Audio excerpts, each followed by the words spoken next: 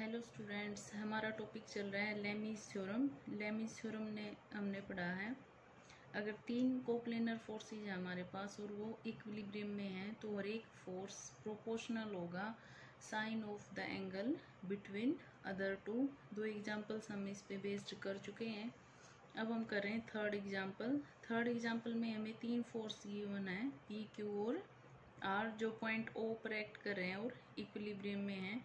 उनके बीच के एंगल हमें गिवन है, पी और आर के बीच में एंगल हमें गिवन है अल्फा, और पी और क्यू के बीच में एंगल है उनका डबल।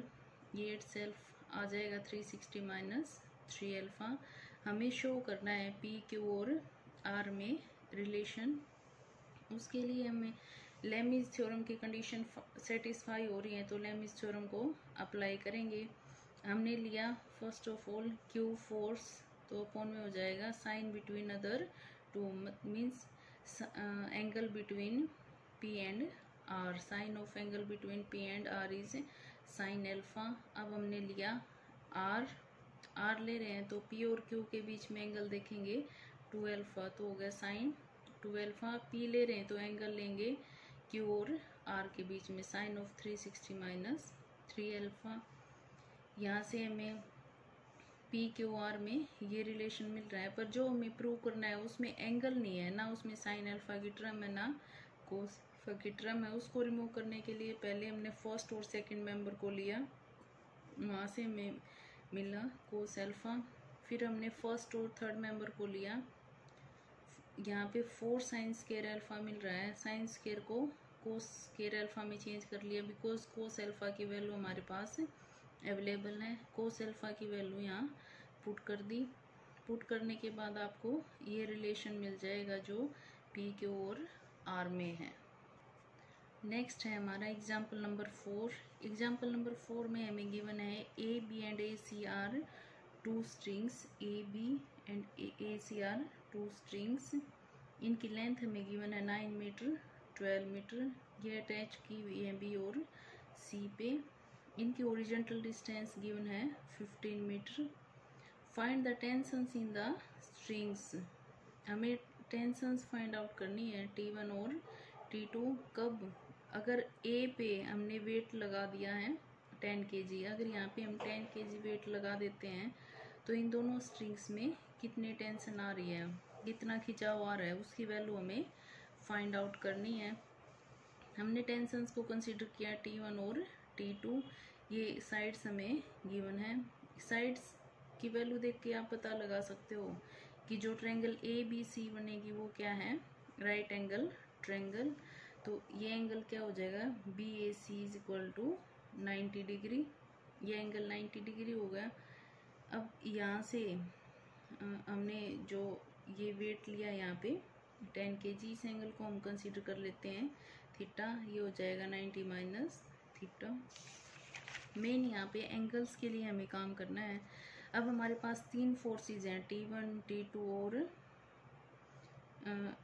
P। इसको नाम दे लेते हैं कुछ भी, 10 kg वाला जो फोर्स है, ठीक है।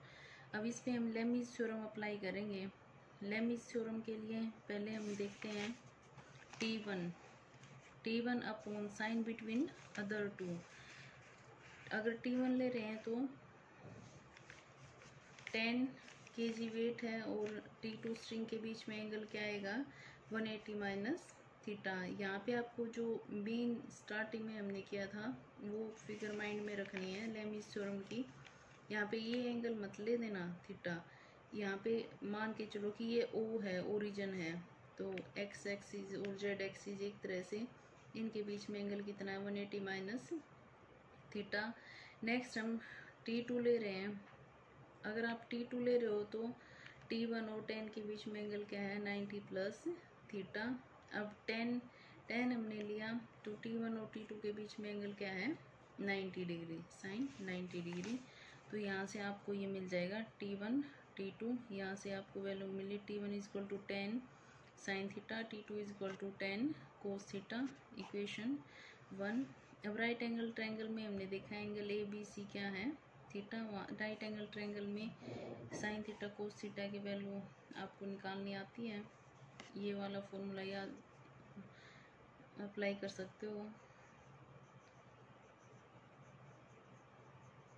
इसे हम साइन थीटा कोस थीटा की वैल्यू निकाल लेंगे और T1 T2 में पुट कर देंगे। वहाँ से T1 हमें मिला 8 kg और T2 हमें मिला 6 kg। नेक्स्ट एग्जाम्पल 5th है हमारा। एग्जाम्पल 5th में भी सेम है, दो स्ट्रिंग्स गिवन है, उनकी लेंथ गिवन है, उनकी डिस्टेंस गिवन है। यहाँ पे हमने जो वेट अप्लाई किया वो 26 न्यूटन है। यहाँ पर भी हमें टेंशंस फाइंड आउट करनी है। डिफरेंस क्या है, यहाँ पे जो ट्रायंगल है वो राइट एंगल ट्रायंगल नहीं है। 4th एग्जाम्पल में ट्रायंगल राइट एंगल ट्रायंगल थी। एंगल्स को हमने कंसीडर कर लिया, this is theta and this is angle phi. फिर से वही तीन फोर्सेज हैं T1 T2 और 26 एंड यहाँ पे लेमीज थ्योरम अप्लाई करते हैं। तो हमने लिया T1, ये एंगल आएगा, ये 180, ये हो जाएगा 180 माइनस फाई। फिर हम ले रहे हैं T2, फिर हम ये एंगल लेंगे। अगर T2 लिया है तो अदर टू के बीच में एंगल है 180 माइनस थीटा। अब हमने लिया 26, तो इन दोनों के बीच का एंगल आएगा थीटा प्लस फाई। इसको फर्दर सोल्व करते हैं तो हमें मिला T1 is equal to this, T2 is equal to this. अब यहाँ पे cos A cos B sine A plus B की वैल्यूज हमें निकालनी है। हम कोसाइन फॉर्मूले का यूज़ करेंगे। जब आपको ट्रायंगल्स की तीनों साइड गिवन है तो वहाँ से कोस की वैल्यू कैसे फाइंड आउट करते हैं, उसके लिए है आपका formula A B C, B square C square minus A square upon 2bc। ये वैल्यू जो पुट करके हमने कोस ए की वैल्यू निकाल ली। सिमिलरली कोस बी की वैल्यू निकाल ली। अगर कोस ए की है तो वहाँ से साइन ए की निकाल सकते हैं और साइन बी की। अब हमें वैल्यू चाहिए साइन ए प्लस बी। ये फॉर्मूला साइन ए कोस बी प्लस कोस ए साइन बी। वैल्यूज पुट करने के बाद हमें ये मिला। अब हमारे पास वैल्यू कोस ए की भी है, कोस बी की और साइन ए प्लस बी की। इनको पुट किया तो हमें मिला T1 और T2। नेक्स्ट है एग्जाम्पल 6। एग्जाम्पल 6 में हमें एक रोम्बस गिवन है और इसका रोम्बस का एक एंगल 120 गिवन है। दो फोर्सेस यहाँ पे हमें गिवन है P और Q फोर्सेस, और इन फोर्सेस को इस तरह से अप्लाई किया गया है कि डायगोनल्स की डायरेक्शन में अप्लाई किया गया है। और यहाँ पे P force is greater than है Q फोर्स से। हमें शो करना है इन दोनों में relation, P square is equal to 3Q square. फिर से वही लेमीज थ्योरम अप्लाई करेंगे। हम यहाँ पे इक्विलिब्रियम में काम कर रहे हैं, एक फोर्स P है Q है, तो उनके अपोजिट हमें तीसरा फोर्स मिलेगा। कोई भी वेट W हमने कंसीडर किया इनको इक्विलिब्रियम में रखने के लिए। अब लेमीज थ्योरम के लिए हमने लिया P। अगर आप P ले रहे हो तो इन दोनों के बीच में एंगल देखना पड़ेगा। ये एंगल 120 था, ये डायगोनल है तो 60 हो जाएगा। अगर ये एंगल 60 है तो इसकी कोरस्पॉन्डिंग एंगल भी 60 हो जाएगा। इस तरह से, क्योंकि यहाँ पे P ज़्यादा है, P का मैग्नीट्यूड ज़्यादा है, तो जो रिजल्टेंट होगा वो P की साइड ज़्यादा झुका हुआ होगा, इसलिए ये एंगल आपका 60 और ये 30 हो जाएगा। अब इन दोनों के बीच में एंगल है 180 माइनस 60 डिग्री, तो ये P के साथ आ जाएगा। अब है Q अगर ले रहे हैं तो ये एंगल देखेंगे 180 माइनस 30 डिग्री, और W ले रहे हैं तो इन दोनों के बीच में, बिकॉज ये डायगोनल्स हैं यहाँ पे, तो इन दोनों के बीच में एंगल क्या हो जाएगा टोटल 90।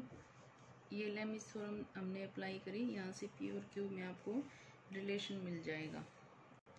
नेक्स्ट है आपका 7th एग्जाम्पल। 7th एग्जाम्पल में आपको एक ट्रायंगल गिवन है ABC और फोर्सेस PQR एक्ट कर रहे हैं OA OB OC पर, जो इक्विलिब्रियम में है। हमें प्रूव करना है, अगर O इन सेंटर है ट्रायंगल का तो ये रिलेशन प्रूव करना है। ऑर्थो सेंटर है तो ये, सेंट्रोइड है तो ये वाला रिलेशन। अब इन सेंटर पे हम काम करेंगे। इन सेंटर हमने लिया O। अगर ये इन सेंटर है O तो इसके कोरस्पॉन्डिंग जो साइड्स आ रही है ये एंगल्स को बाइसेक्ट करेंगे। इन सेंटर की प्रॉपर्टी आपको पता होनी चाहिए। ये एंगल्स को बाइसेक्ट करती हुई लाइंस आ रही हैं जो ओ पे कंसाइड कर रही हैं, इसलिए हम ओ को बोलेंगे इन सेंटर। एंगल BOC हम फाइंड आउट करें। ये एंगल B/2 है, ये C/2, तो ये हो जाएगा 180 माइनस दिस एंड दिस। इस ट्रायंगल में अगर हम काम कर रहे हैं तो B + C/2, A + B + C क्या है 180 डिग्री। यहाँ से हम वैल्यूज पुट कर देंगे तो BOC आ गया 90 + A/2। सिमिलरली ये और ये एंगल भी लिख सकते हैं। अब लेमीज थ्योरम हमने अप्लाई करी, ये फोर्स है P, तो ये अपॉन में हो जाएगा sin 90 + A/2। सिमिलरली की ओर R, तो ये आपका रिलेशन आ गया जो रिक्वायर्ड था। अब हम ऑर्थो सेंटर की बात कर रहे हैं। ऑर्थो सेंटर जब भी होगा तो ये एल्टीट्यूड्स होंगे, परपेंडिकुलर होंगे, तो यहाँ से आप कर सकते हो इसको इजीली। सिमिलरली थर्ड पार्ट को भी कर सकते हो।